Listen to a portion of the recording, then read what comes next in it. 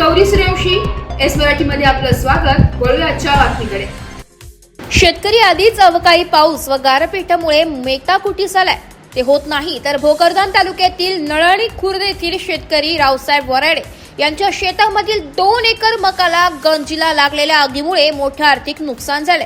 एक महिन्यामध्ये ही भोकरदन तालुक्यातील दुसरी घटना असून यामुळे शेतकऱ्याला तात्काळ मदत देण्यात यावी अशी मागणी शिवसेना उद्धव बाळासाहेब ठाकरे पक्षाचे भोकरदन उपतालुका प्रमुख अर्जुन ठोंबरे यांनी केली आहे। नळणी येथील शेतकरी रावसाहेब धोंडीबा वराडे यांची 2 एकर शेतीमधील मक्याचा गंजीला लागलेल्या आगीत शेतकऱ्याचे प्रचंड प्रमाणात नुकसान झाले। त्यामुळे आज शिवसैनिक व उपतालुका प्रमुख अर्जुन ठोंबरे यांनी शेतात जाऊन पाहणी करून शेतकऱ्याला धीर देत झालेल्या नुकसानीचा मोबदला शासनाने तात्काळ देण्याची मागणी केली आहे। आज या ठिकाणी शिवसेना उभाटा ठाकरे गटाचे तालुका प्रमुख या ठिकाणी उपस्थित आहे। आपण त्यांच्याकडून जाणून घेऊया या नुकसानाविषयी।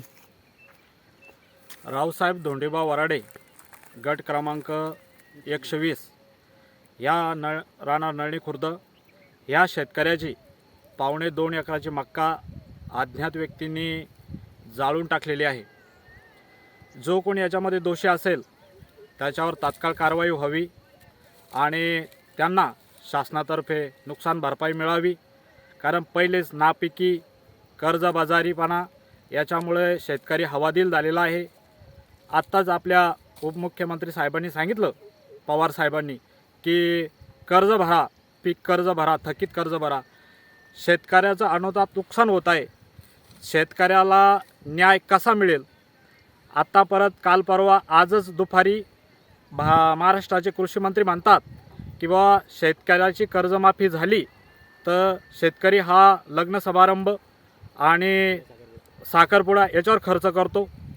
हालाकी ही केविलवाणी गोष्ट आहे, कारण हे शेतकऱ्याच्या दुःखावर मीठ चोळण्याचं काम महाराष्ट्राच्या कृषी मंत्री साहेबांनी केलेलं आहे।